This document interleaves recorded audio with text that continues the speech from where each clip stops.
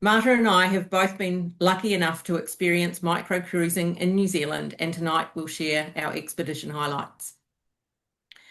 New Zealand has 15,000 kilometres of coastline with fjords, beaches, hidden coves, tranquil waterways, and marine reserves, which make it perfect for small ship expedition cruising.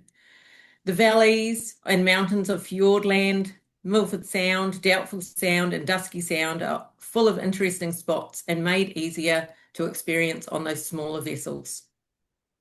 Micro cruising creates a cozy, personalised atmosphere where you'll find yourself on a first name basis with the crew, and it's really easy to make connections with your fellow travellers.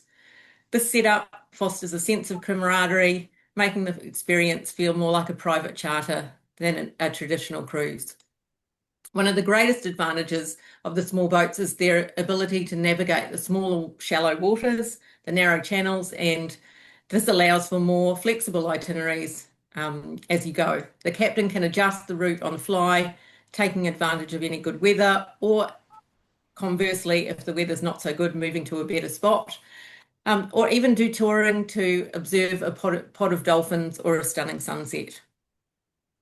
You can find our voyages on the website, and we're always here to help with questions or suggestions of when and where to go. You can even search the website by departure list by countries, which helps if you have decided that you want to go somewhere like New Zealand, you can streamline your search this way. We're so spoilt for options. There's lots of deals online, and I'll go into these a bit later. Good evening, everyone, and thank you for joining us. My name is Marta, and I'm part of the World Expeditions and On-Water Expeditions team, along with my wonderful colleague, Pam.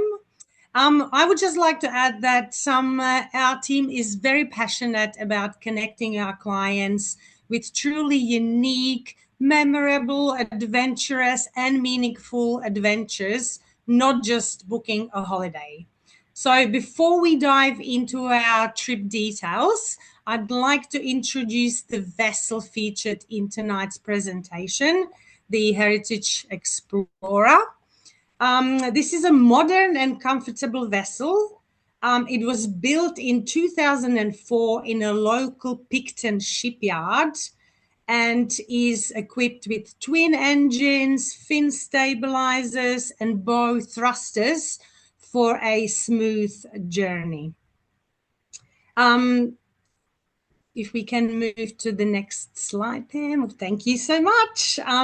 So on board, you'll find a contemporary wood finished interior across 3 decks, a spacious dining room with spectacular 180 degrees panorama views, a lounge and bar serving selection of New Zealand wines and beers, or included, and there is also a well-stocked library. You'll also see a picture of the bridge in the top right-hand corner, and the vessel operates an open bridge policy, which is something our guests always enjoy. Thank you, Pam. There's also a full commercial galley kitchen along with tea and coffee station available at any time. And here we have our deck plan.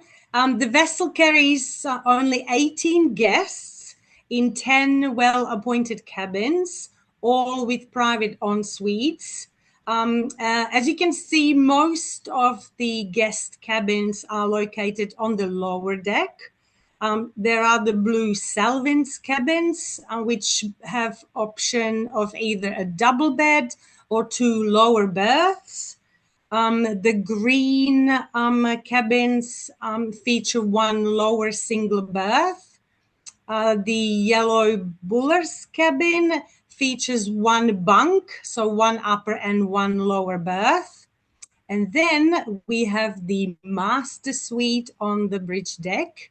The master suite features a spacious bedroom with a queen-size bed, ample storage with wardrobe and drawers, mirror and wash basin, private ensuite as well, and French doors opening out to the covered bridge deck. To the next slide, Pam. Thank you. So here we have pictures of the different cabins and bedding configurations to give you an idea. All of the lower deck cabins have either a small window or a porthole, and they are all located above the waterline. With just 18 guests, it really is an intimate experience. And our guests are looked after by a local crew of 6, including the captain, engineer, steward, chef, expedition manager, and naturalist guide. And they're all incredibly knowledgeable, passionate, and super friendly. And there's always someone on hand to pour you a wine, offer a biscuit, freshly baked scone, or just have a chat. And below, in the picture below, sorry, go back to that one, Pam, for a second. We have 2 zodiacs on board for the daily excursions. And there are also several kayaks available on board for those who are keen on this activity throughout the cruise. So that's the Heritage Explorer. I will now take you through the first of our trip experiences for the evening. This trip I did is called Queen Charlotte Sound Uncovered. It's a 5-day adventure. And it's basically designed for active travelers looking to explore the remote waterways, the coves and coastlines, many of which are only accessible by small vessel and our zodiacs. So this voyage offers the chance to walk sections of the iconic Queen Charlotte Trek.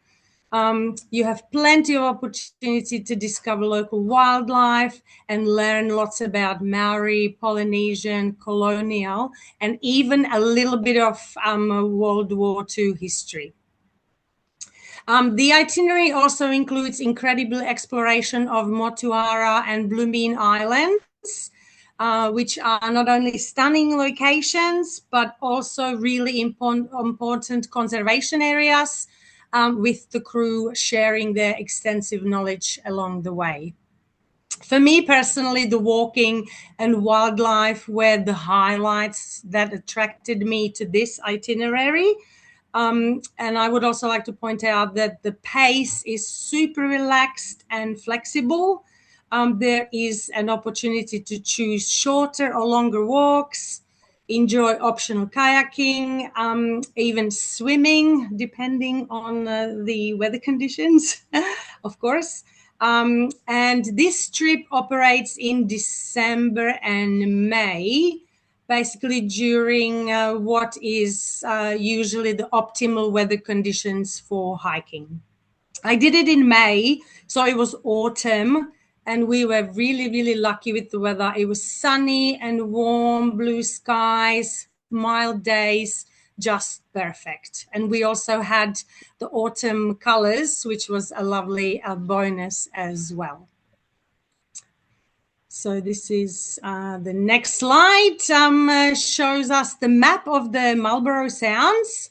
The Marlborough Sounds are located at the northern tip of South Island, and it's basically an extensive network of sunken river valleys, featuring steep forested hills, clear water, and really intricate coastlines, as you can see in that picture.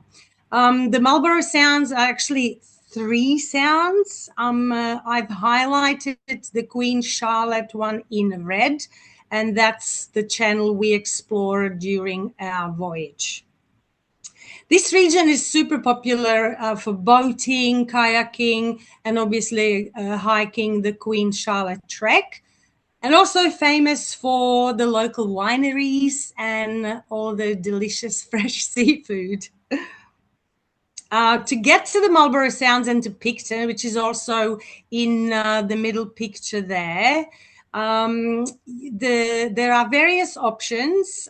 You can fly into Blenheim, Marlborough Airport. then take a quick shuttle or a taxi to Picton. Takes about 25 minutes. Or, as one of the pictures in the middle shows there, you can take a 3.5 ferry from Wellington, crossing the Cook Strait. Although we had that can be a really rough trip, as it is known for challenging conditions, particularly in high winds and some southerly swells. Otherwise, you can also take the Coastal Pacific train from Christchurch. And Picton itself is a small, picturesque town. There is a vibrant waterfront, plenty of cafes and restaurants, even a little maritime museum, and a lovely little spot to spend perhaps a pre-tour night or a post-tour night if you wish to explore the region in your own time.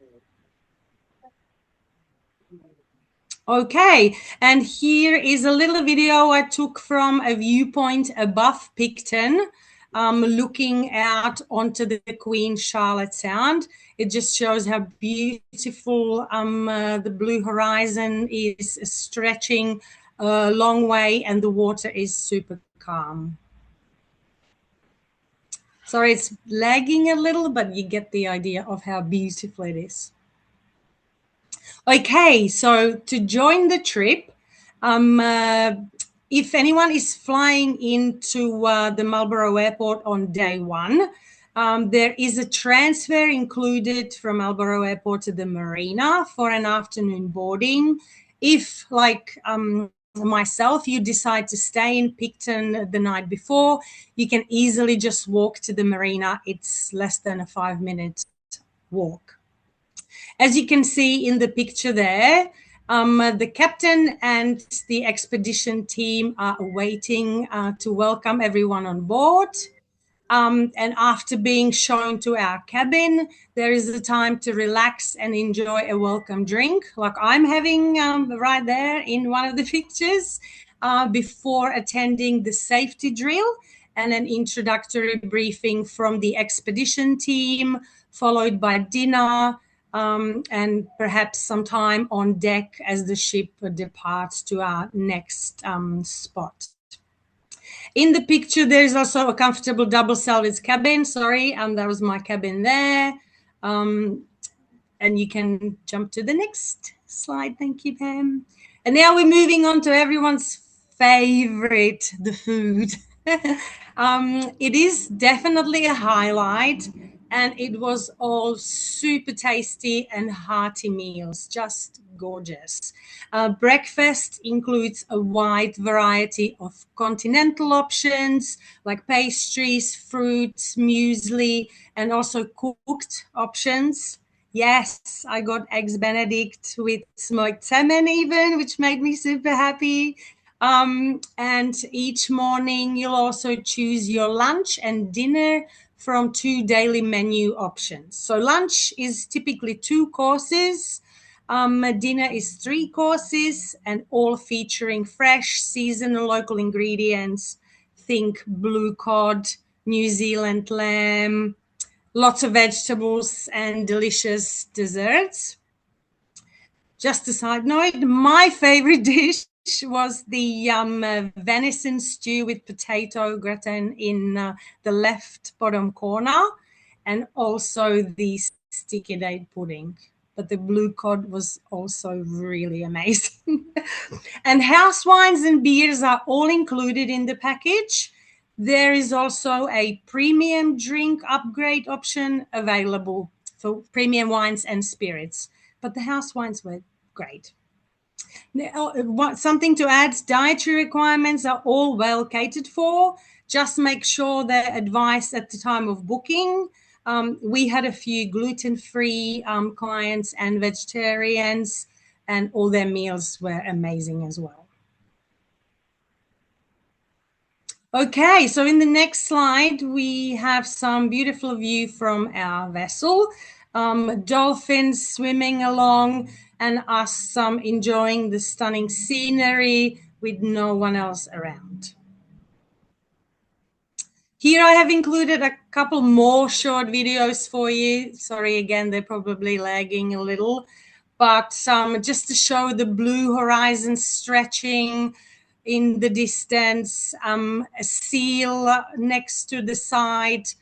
We did see a few more seals during the trip in the water and on land as well. So you might see the flipper just come up there waving at us. Playful seal. It's always nice to see a seal. Okay, so here we have a couple of pictures of the Zodiac and the landing situation. Land excursions are including every day, morning and afternoon. Everyone's wearing a life jacket and either their hiking boots if the plan is for some longer hiking, or gum boots if the plan is for a wet and beach landing. There are plenty of gum boots on board for everyone, and the expedition leader will discuss the plan for the following day and the gear required in the evening briefing for you. There's a tiny little video just showing one of the clients easily getting out of the Zodiac with the help of the crew. It's very smooth and easy.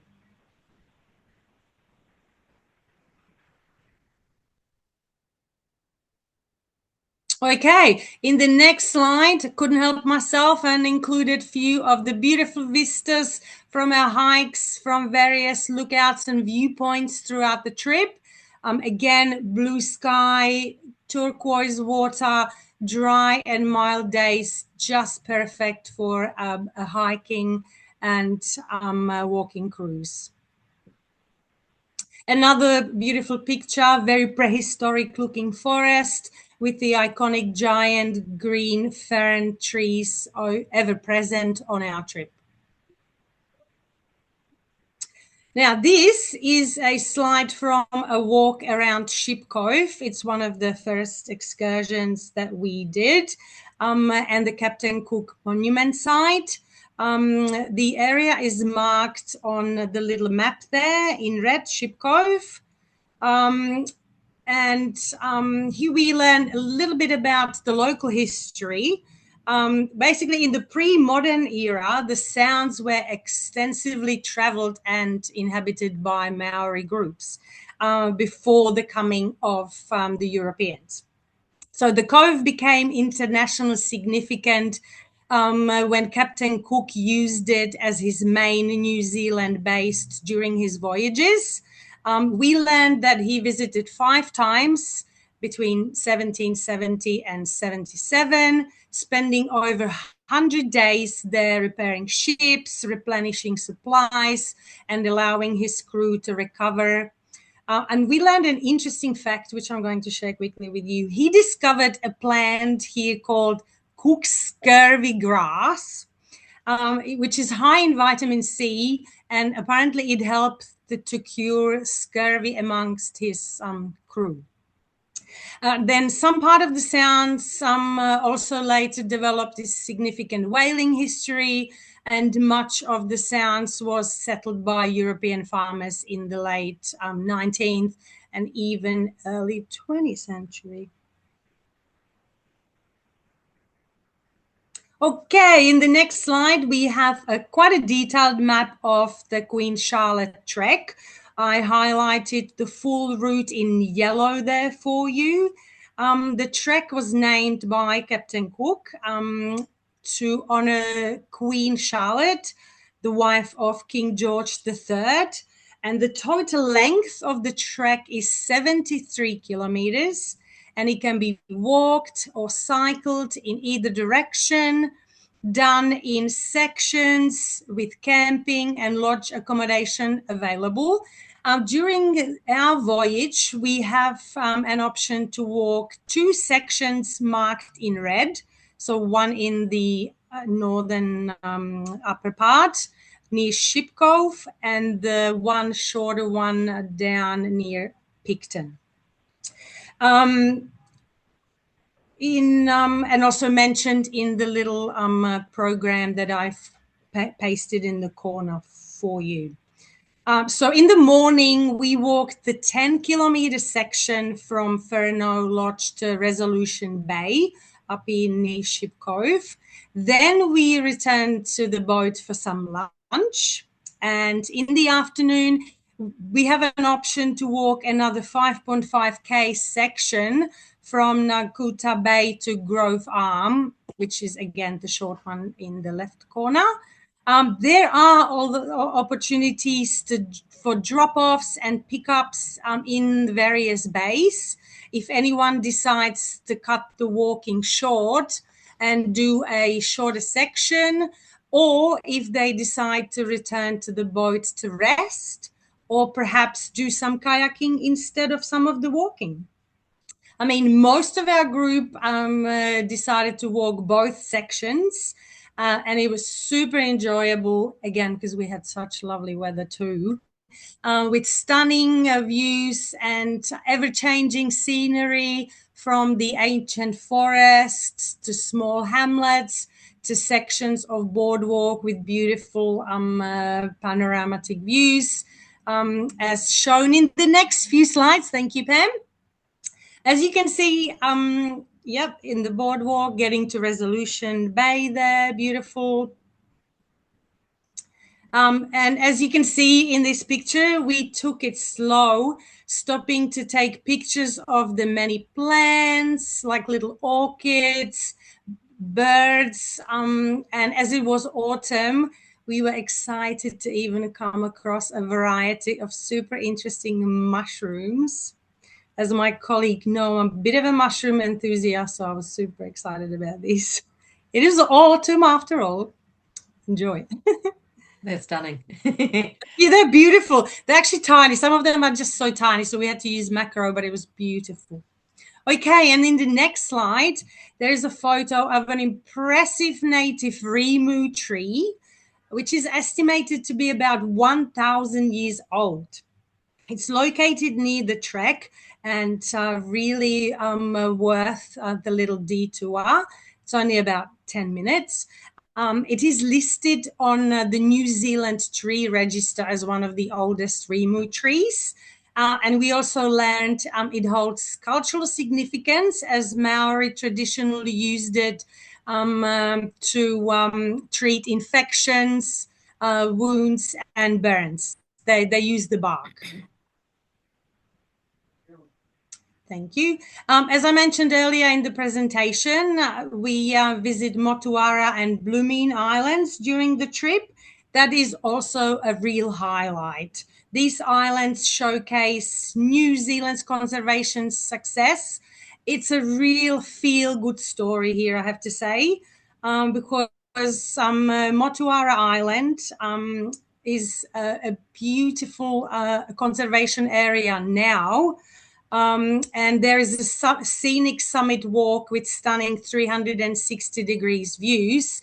But we were told that by the early 1900s, the island had been cleared, burned, and grazed for farming, and native forest was basically heavily degraded, and wildlife largely disappeared. But back in the 90s, there was introduced pest eradication program, and once some seed predation stopped, the native forest regenerated naturally. So today, it plays an important role in conservation, breeding, and translocation programs. It is now home to many rare species. The most notable is the South Island saddleback, which reached the brink of extinction last century. And today's birds, we were told, are descended from only 36 saddlebacks rescued in the 60s. So it was pretty incredible. And there's lots of other birds on the island. Some are robins, bellbirds, fantails, the endemic green yellow-crowned parakeets, and the iconic kiwi as well. And the island now functions basically as a reference ecosystem, showing what New Zealand's once sounded like with all the different birdsong, which is fascinating. So now moved on to the Blumine Island. These are the few pictures of some of the birds you can find there. We have the fantail in the middle there in my little video, if you can see it. It's really hard to capture because they move around really fast. Yeah, very quick. Yeah, very quick.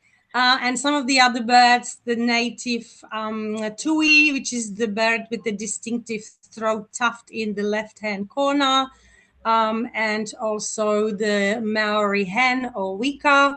We did see a lot of those on the trek, and also the green parrot that I mentioned previously. Fascinating bird life.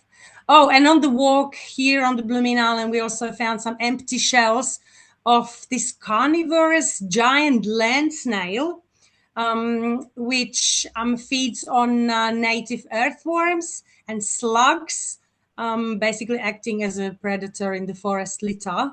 I had no idea this giant snail existed, so I found it super fascinating. Sorry, I had to put it in there. So the next couple of slides show some Second World War history. There are some ruins on the island, concrete gun emplacements, bunkers, and remnants of the camps.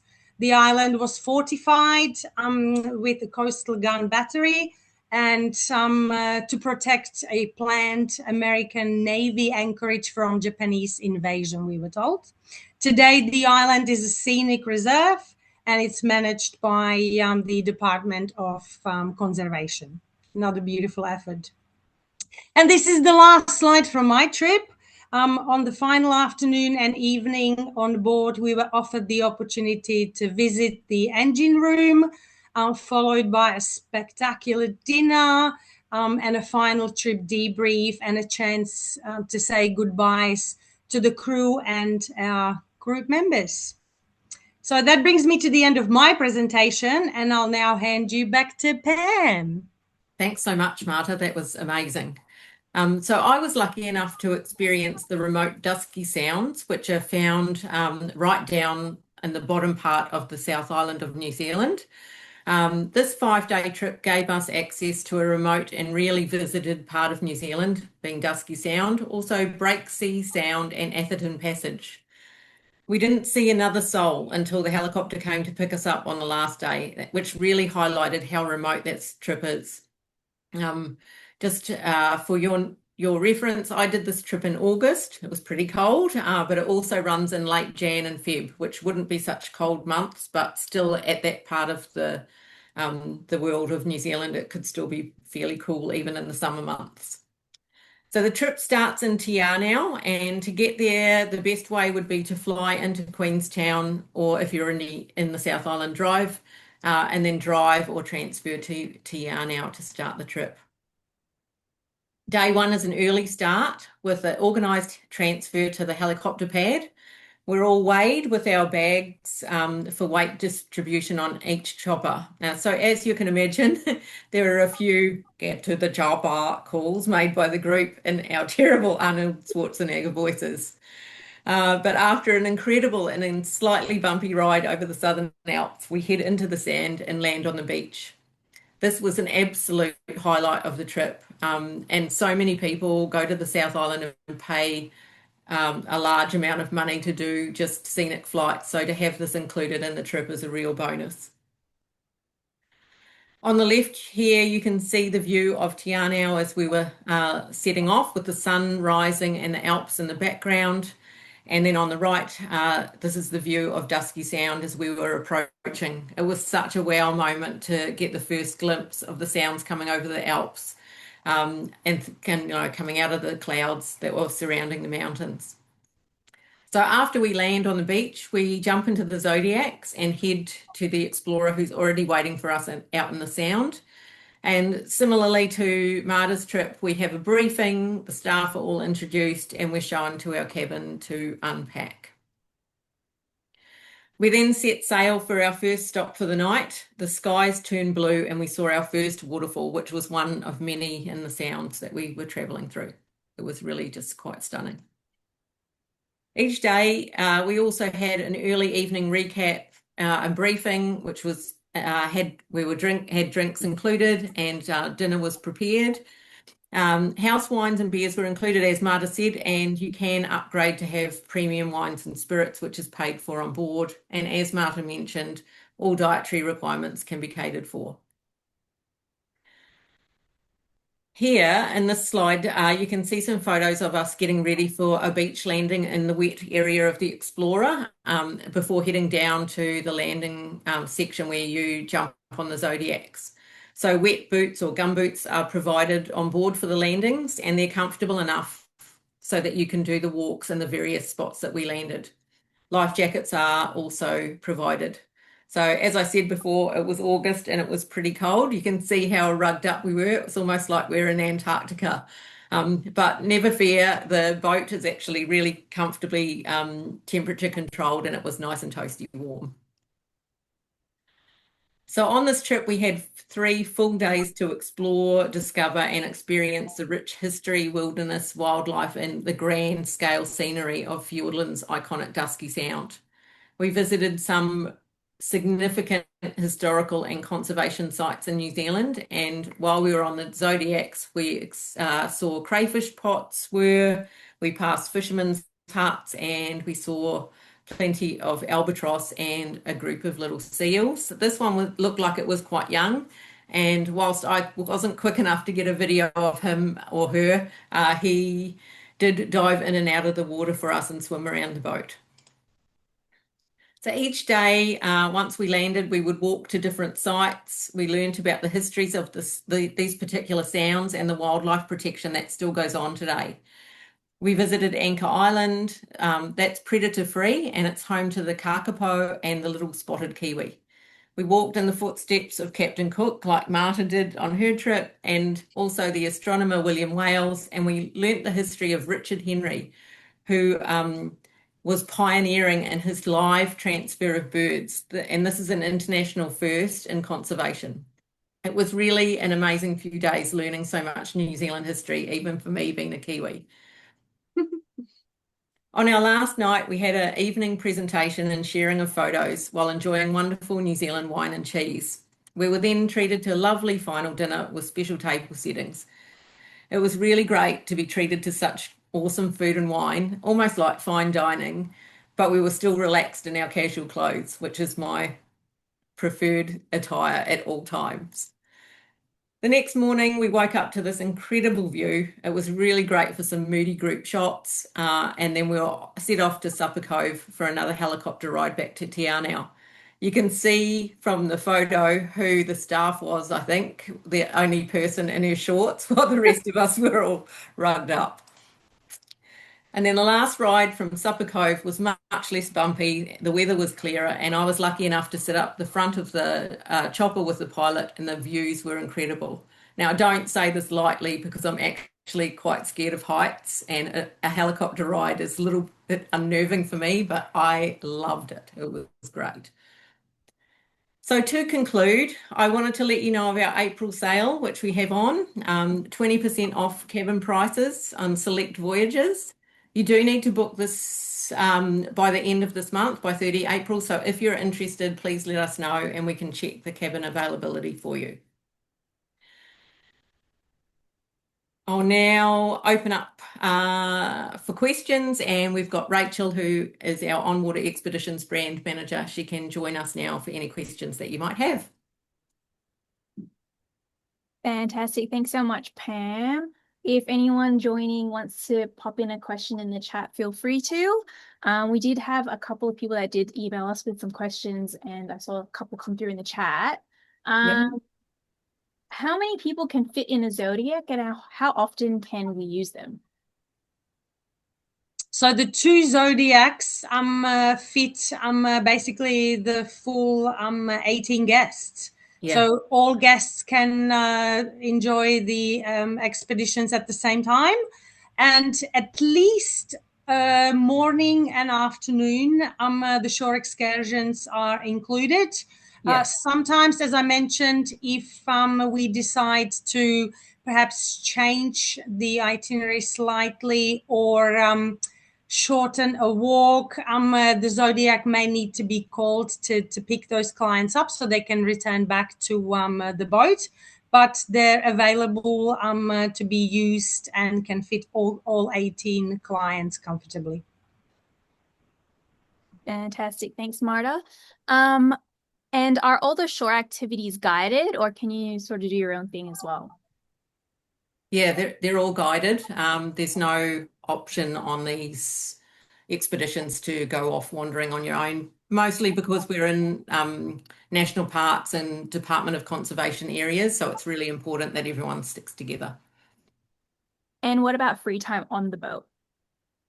Plenty of free time on the boat. Yeah, and even internet. Yeah, there's internet and lots of books books. on various subjects, including mushrooms. Yes. I saw that picture of you with your shroom book, Marta. My wine and my mushroom book. Oh, yes, it was beautiful. What was another question that we had here? Would you recommend extending a trip before or after the cruise? Yeah, definitely if you had time. I mean, for the trip that I did, I would definitely recommend having some extra time in Queenstown and the South Island if you had the chance, even flying up to the North Island. I know Marta did. Marta, you might want to talk about that a little bit. Yeah, I did. I actually stayed a night in Picton pre-cruise, which I may have mentioned, just because I've never been there before, and it's quite a charming little town. Like I said, there are lots of options to dine and wine before you board the cruise. And after the trip, it was easy to get a flight across to Auckland and extend our trip by a few days in the north as well, because the packages are only 5 days. I think Pam's is a similar duration. Yep. So it's a fantastic opportunity to add another trip, perhaps another walk or a cycling trip in the south, or a similar setup in the north, or like we just did a little road trip around the North Island, and it was wonderful. New Zealand has everything, and obviously, yeah, we have trips for everyone. Amazing. Plenty of things to do. You definitely can't pack it in the short amount of time Yes. just on the boat.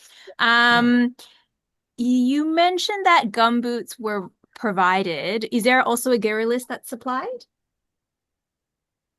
Yes, there is. Once you make a booking, we send you a detailed information pack or email with links to gear lists, information about what's on board the boat, a detailed itinerary, information on tipping and which is optional, obviously, and yeah, everything you need to know. But we're all in the office Monday to Friday, 5 days a week to take any questions as well.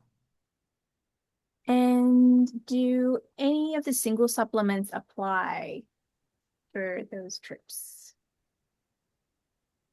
So there are single cabins on board. There are 2 single cabins for which clients do not need to pay any additional single supplement. Or there's also option to twin share, same-sex twin share. It's all based on first in, best dressed. So it's always a good idea to book early to get your preferred cabin. Perfect. And just a final question, this is probably for Rachel. These sort of suite of boats was mainly for the micro cruises, but if someone were to explore other parts of New Zealand as well, are there ships with larger cabins or more luxe options? Yes, there definitely is. We have a range of trips that go down into the sub-Antarctic islands of New Zealand, so out of Invercargill. Some of them visit Macquarie Island, out to Campbell Island. We do things in the Fjordland area as well, and there's 1 or 2 trips that traverse up and down the coast of New Zealand. And they have a maximum of 140 passengers with a wide variety of cabin categories. A little bit more upmarket, but it's that same expedition style travel. Fantastic. Was there anything else you ladies wanted to add before we wrap up? No, just thank you everyone for joining us tonight, and we hope you enjoyed the presentation and feel inspired. Go to New Zealand. If you've been before, I'm sure you can find something Go else. again.